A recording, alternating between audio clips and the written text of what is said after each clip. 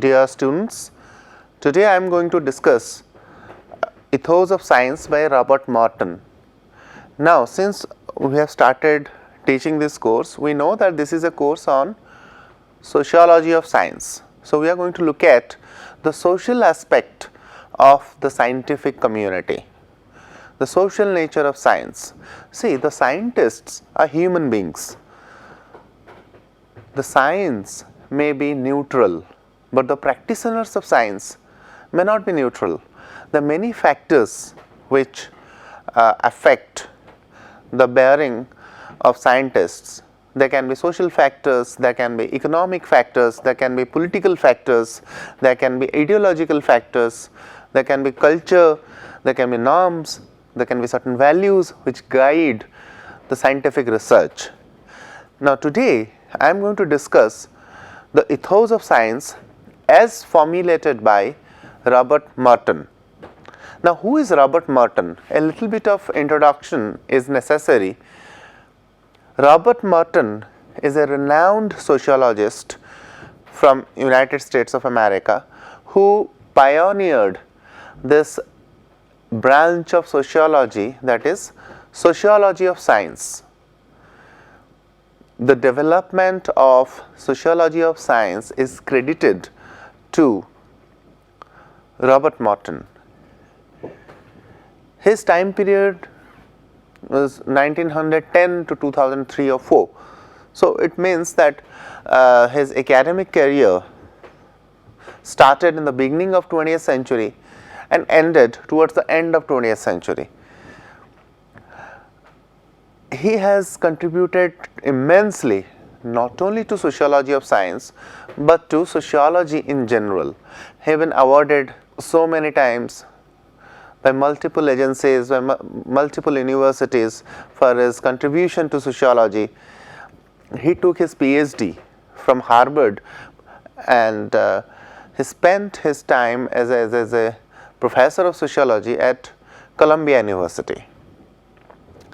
In fact, interestingly, his PhD thesis was on the interlinkage between the social needs and scientific research in 17th century in England, which later on he published as a book, which we shall be discussing very soon as a part of this course.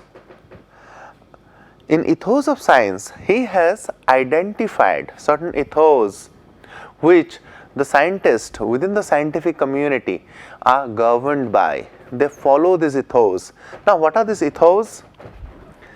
How do we spell it? Ethos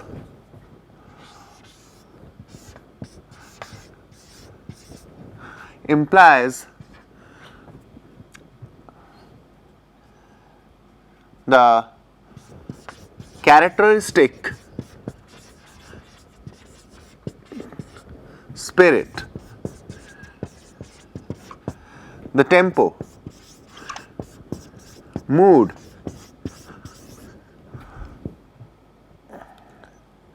so there are certain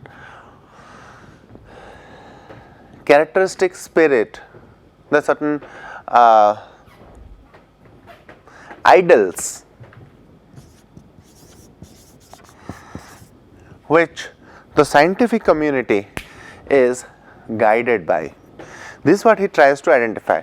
Now, remember, I told you in the beginning that his time period was 1910 to 2003 or 4. So, when he was formulating this area of research, that was roughly the time between the two world wars, First World War and Second World War. This was a time of political turbulence. So, his scientific research in the area of sociology of science also reflects the concerns of that period, and the ethos that he has identified in a way talks about the social context of his time. Now, when we begin this lecture, we begin by defining what is science as defined by Robert Merton.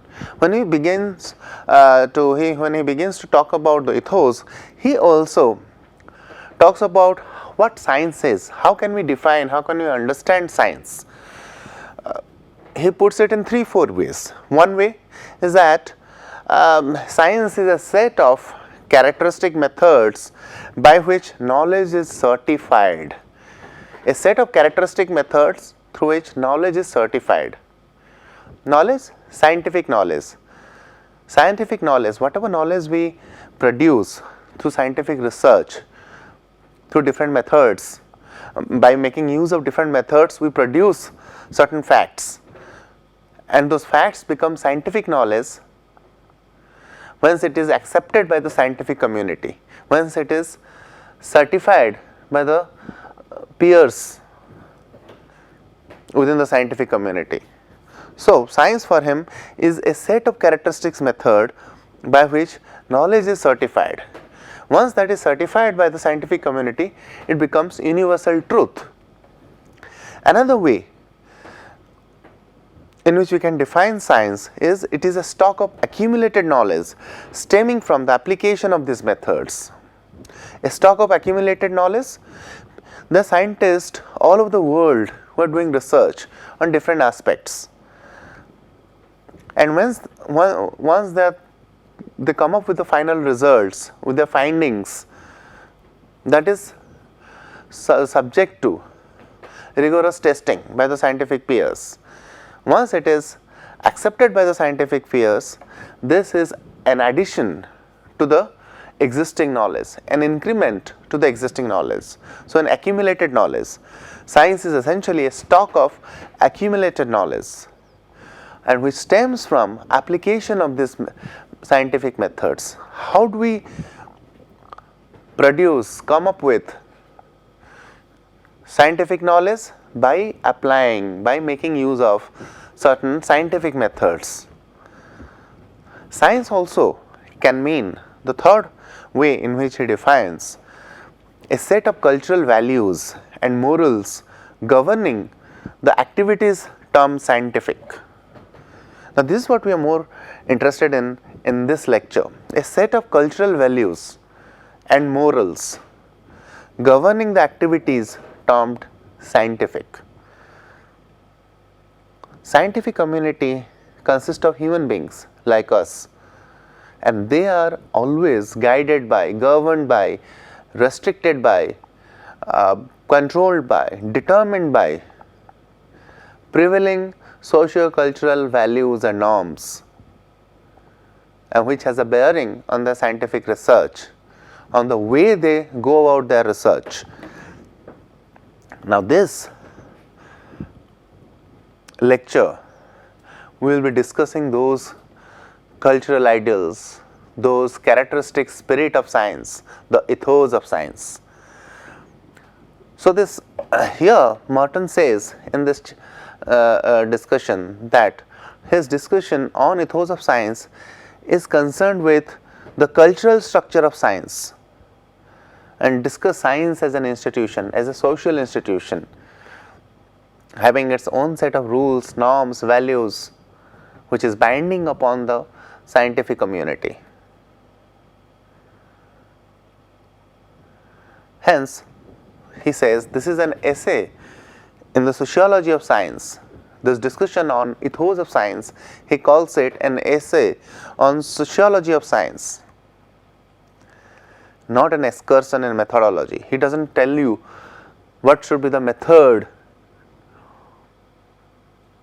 applied to come up with scientific results. He is more concerned with the cultural aspect of science, the value aspect of science, the normative structure of science. Now, how does he define ethos of science? For him, it is an affectively toned complex of values and norms which is held to be binding on the man of science. Affectively, feeling. The scientists are bound by complex of values and norms when they undertake the research in their laboratories, in the universities, when the research centers, and these norms are expressed in terms of prescriptions, preferences and permissions. That is, there are certain norms. What are norms? Norms are informal rules. Informal rules are as important in social life as are formal rules, codified rules, as important as law. Informal rules or norms guide our day-to-day behavior, guide the day-to-day behavior of every human being on earth. The norms can be culture specific, the norms can be society specific, norm can be community specific, the norm can be religion specific, the norms can be universal as well. There are certain universal norms which guides the scientist within the scientific community, and these norms can be in the form of prescriptions, things that the scientists are supposed to do, things that the scientist ought to be doing. Prescriptions, forbidden, things the scientists should not do or are not supposed to do. Preferences, the scientists have to follow certain preferences. Now, these norms are legitimized in terms of institutional values. The norms have become institutionalized, has become part of the social institution. So, a set of scientists who do their research, then they die, they are replaced by another set of scientists, they also do the research, all of them are guided by the same set of norms or the ethos. That is how the system institutionalizes norms. We as set of individuals do our work, then we go, we leave this world, we are followed, we are succeeded by another set of human beings. The human beings change, human beings come and go, but these norms, these prescriptions, these ideals, this ethos, that remain because it has been institutionalized. And is not only institutionalized, this is also internalized by the scientist, which determine, guide, fashion the scientific concerns. They internalize this mores, this ethos, this characteristic spirit, which is the hallmark of science.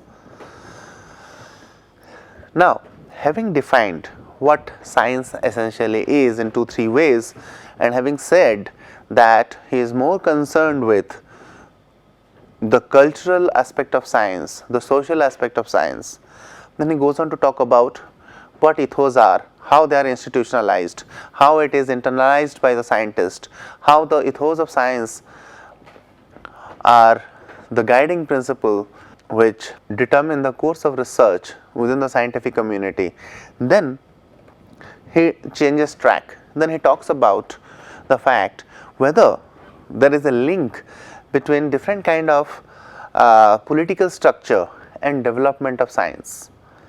He contests the idea that only the democratic social structure, a democratic political setup provides impetus to science.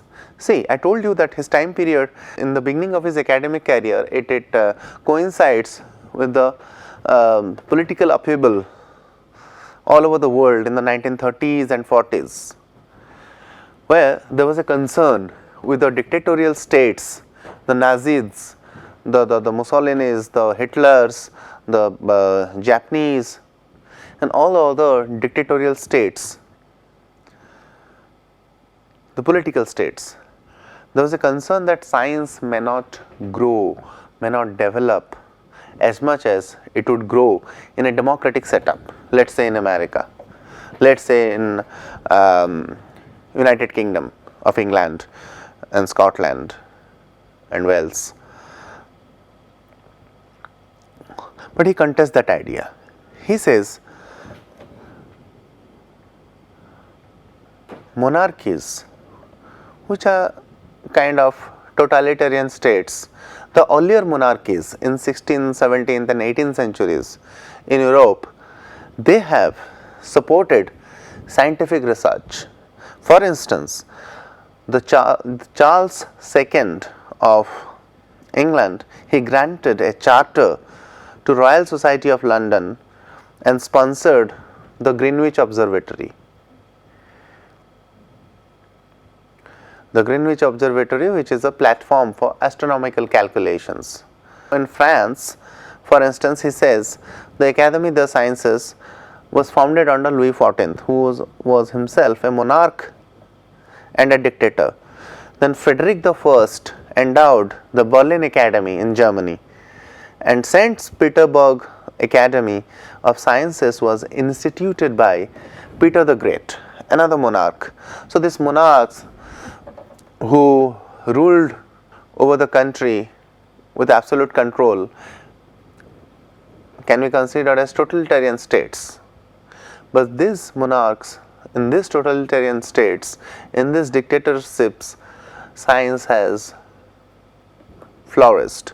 So we cannot say that only democratic structure is conducive for scientific development, as he is giving example from various countries in Europe in the 16th, from the 16th and 17th and 18th century. Then he says that the institutional goal of science is the extension of certified knowledge. I have already told you that for Merton defines science as certified knowledge which is produced through a set of scientific methods. And here again he repeats the point when he says the science, the institutional goal of science, the official goal of science is the extension of certified knowledge, that is diffusion of scientific knowledge, spread of scientific knowledge. And how does that happen? This diffusion of scientific knowledge is possible because the scientists make use of empirically conformed and logically consistent statements of regularities.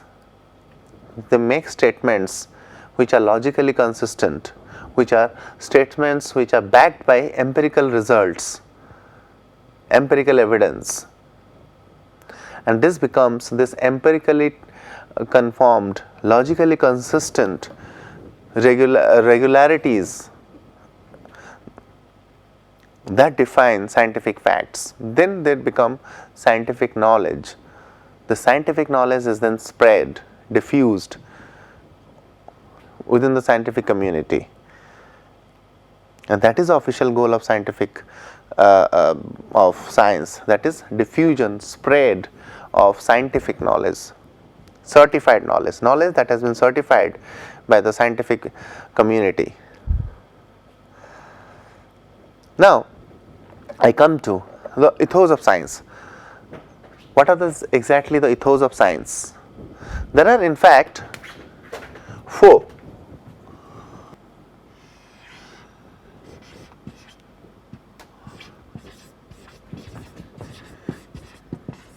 Universalism,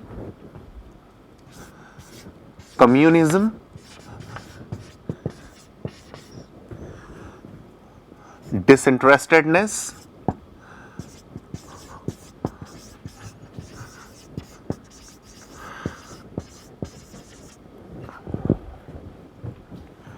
and organized skepticism.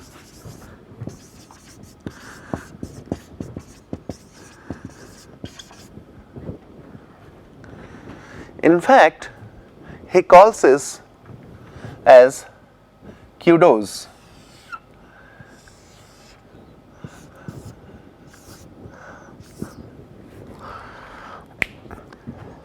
As a mnemonic device, as a memory device, we can remember it, this ethos of science, as kudos, C-U-D-O-S.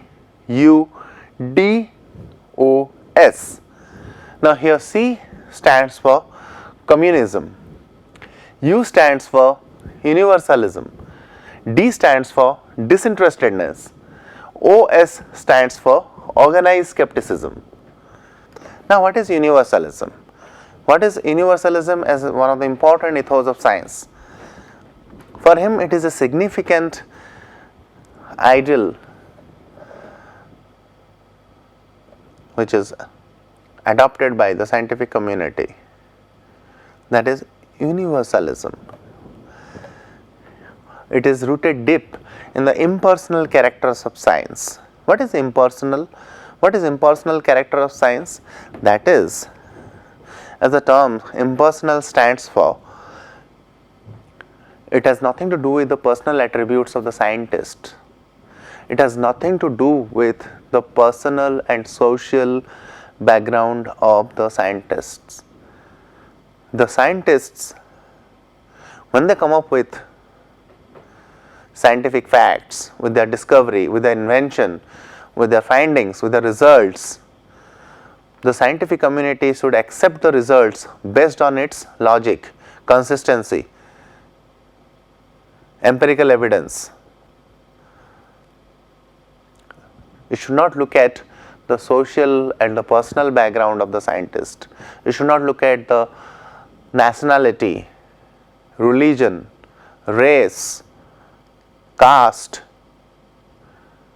the region he or she belongs to decide whether the scientific results claimed by him or her is acceptable or not.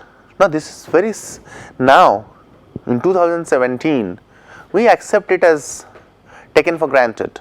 Of course, why should we look at the social background of the scientist when we look at the scientist's discovery or invention? We are more concerned with the scientific claim, whether it should be accepted or not. We should look at the methodology. We should look at how logically consistent the arguments are. But as I told you, Merton, writing in 1930s and 40s, was responding to, reacting to the political and social climate of his time, where a scientist could be, a deserving scientist can be ignored because of his or her nationality, because of his or her race, skin color, black or white, or a person happens to be a brown from India, or a person happens to be a yellow from China or Japan. The skin color determined the scientific research. The race, Aryans, non-Aryans, that determined the acceptance of a scientist. Nationality, the person is a German or from Africa, the person is an American or from India. That also has a bearing on the scientific acceptability of the scientists. In that context, Robert Merton states, one of the central ethos of science is universalism, which is rooted deep in the impersonal character of science. That is, scientists should be considered based on their discovery, invention, claim, scientificity of their claim, rather than their social or personal background.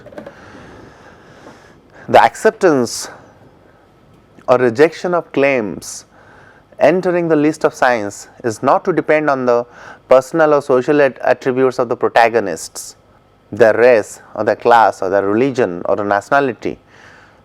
The personal qualities are irrelevant. There is no privileged source of scientific knowledge. The laws of science are the same everywhere and are independent of the scientist involved. There is no privileged source of scientific knowledge. That a certain monarchy, a certain nobleman from UK can come up with a scientific discovery and it should be accepted. No. Even if it is by a commoner and it has scientific viability and scientific argument, logic, it should be accepted. Doesn't matter whether it is a nobility or the common man, the scientific claim is to be subject to same rigorous testing. Objectivity should be the determining criteria for accepting scientific claims. Objectivity, neutrality, non-partisan, non-judgmental approach. An Anglophobe, for instance, he himself gives an example. An Anglophobe cannot repeal the law of gravitation.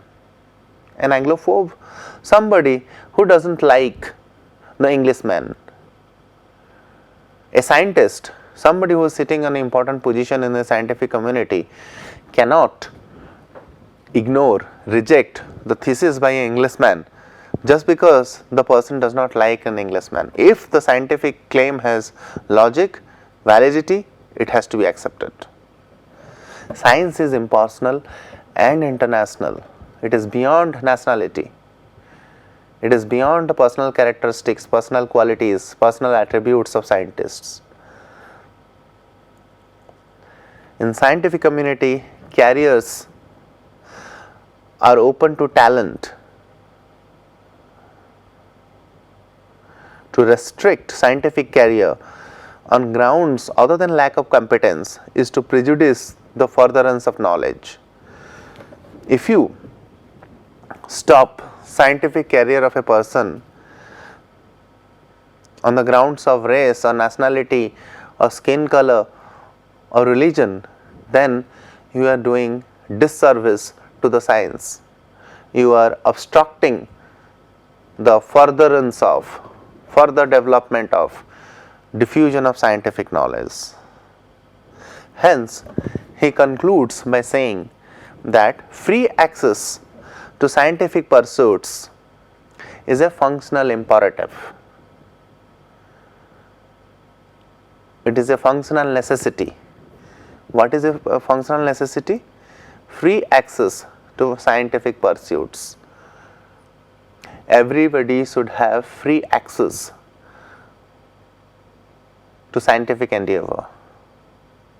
One cannot restrict the entry of certain persons based on their skin color, nationality, religion, region, or personal attributes. If the person has competence, has talent, should be accepted, should have free access. That is a functional necessity, that is an important criterion of scientific world. That is universalism. Science is universal, it is international, it is impersonal.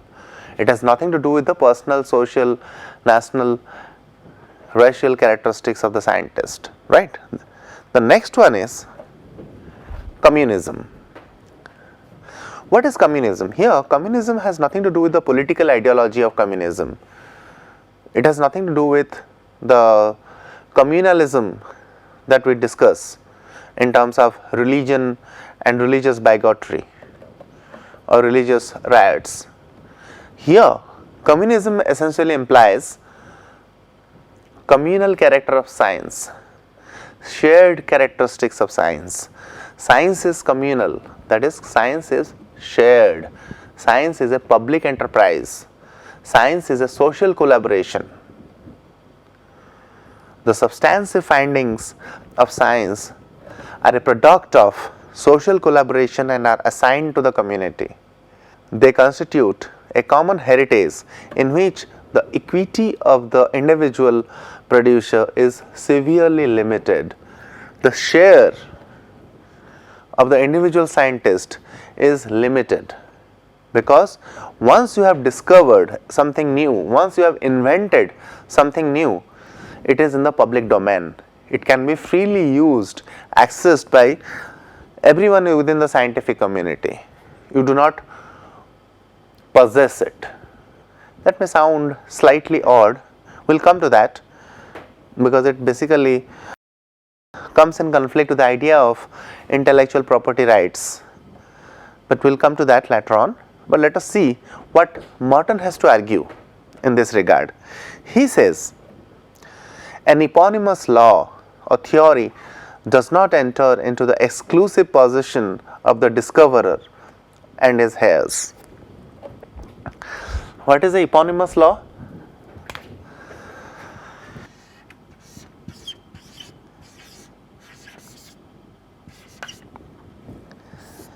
Eponym, E-P-O-N-Y-M.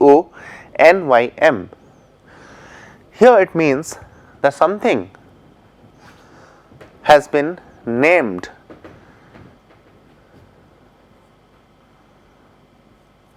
based on the discoverer or the inventor. It can be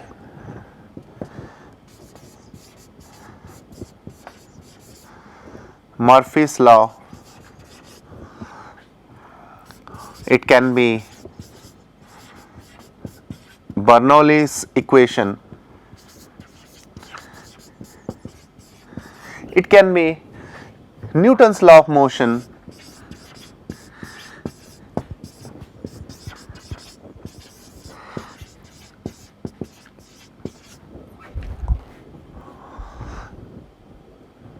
when something is named after the discoverer or the inventor, this process is known as eponym. How does eponym play an important role in communism as one of the ethos of science? He says an eponymous law or theory where Newton's law or Bernoulli's equation or Murphy's law, it does not enter into the exclusive possession of the discoverer and his heirs or his family members. Newton's law is for everybody to use within the scientific community. It is not the exclusive possession of Newton and his family members. That's what he means. A scientist claim to his intellectual properties is limited to that of recognition and esteem. How is that? A scientist will derive esteem and respect from his or her discovery. It is a mnemonic and a commemorative device. That's it. So Newton's law or Murphy's law or Bernoulli's equation, they are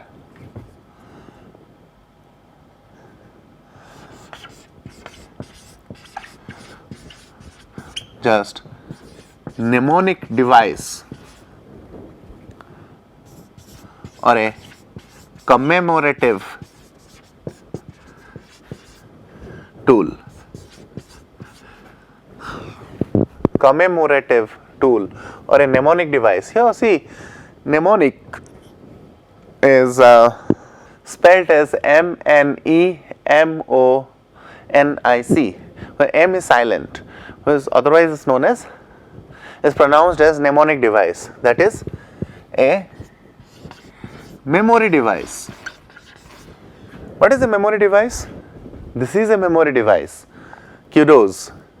If I tell you that in your assignment, if I ask you to discuss the ethos of science formulated by Robert Merton, you will remember when you are writing your assignment, you will remember CUDOS, kudos, and automatically it will spring to your mind. The C stands for communism, U stands for universalism, D stands for disinterestedness, OS stands for organized skepticism. It is a memory device. Like for instance, the states of the country.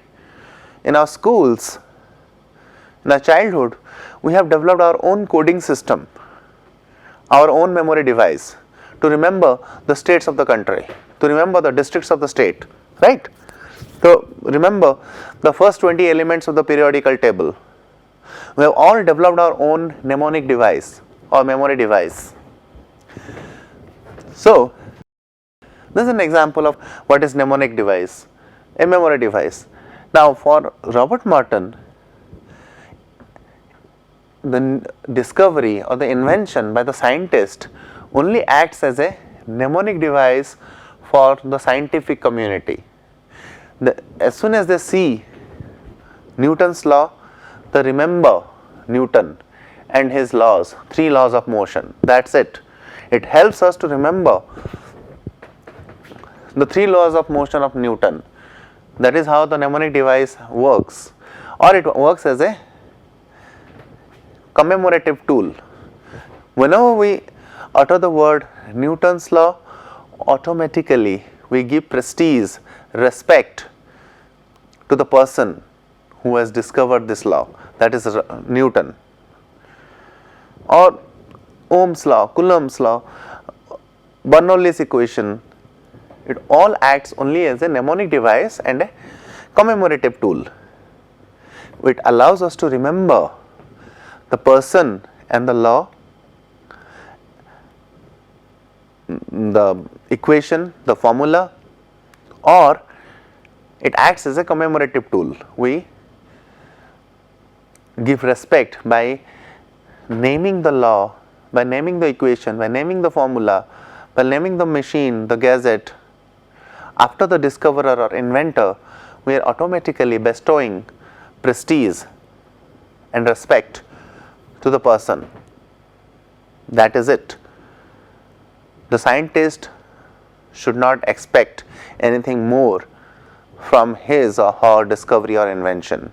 That is according to Robert Merton, because science is communal, science is shared, science is a social collaboration.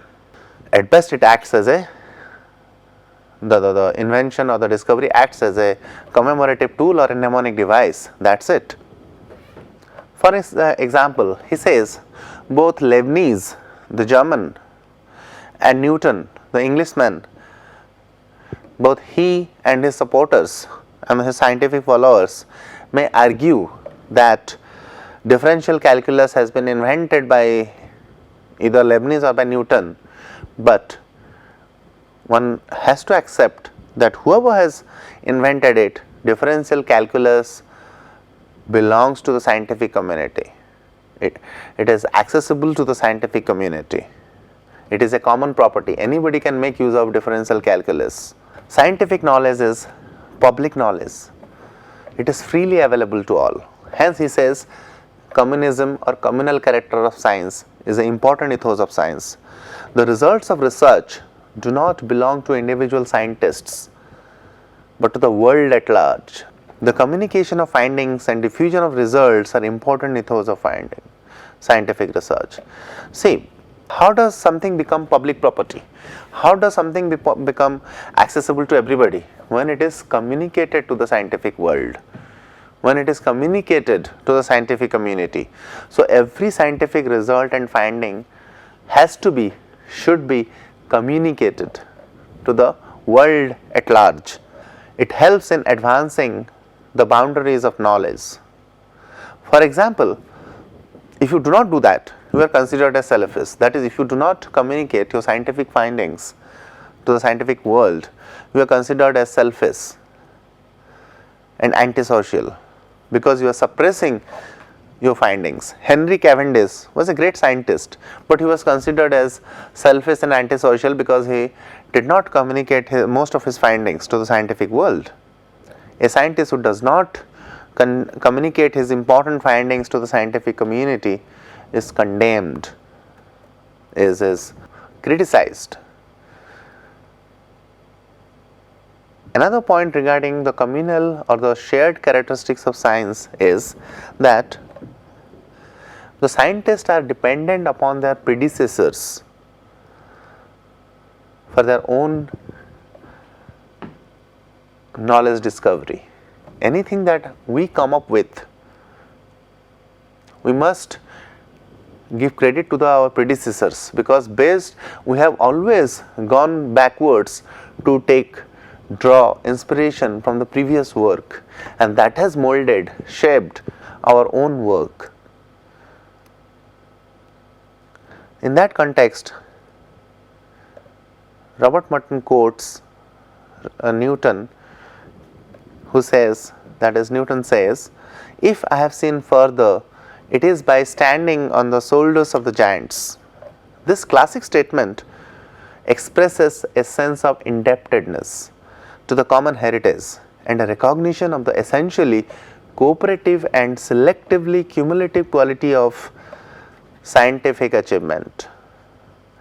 Cooperative and selectively cumulative quality of scientific achievement. It also means scientific advance involves the collaboration of past and present generation.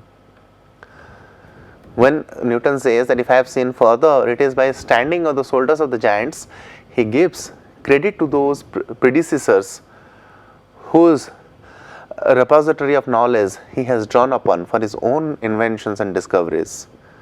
It shows the collaboration of past and present scientists in formulating future scientific endeavors or future scientific laws or inventions.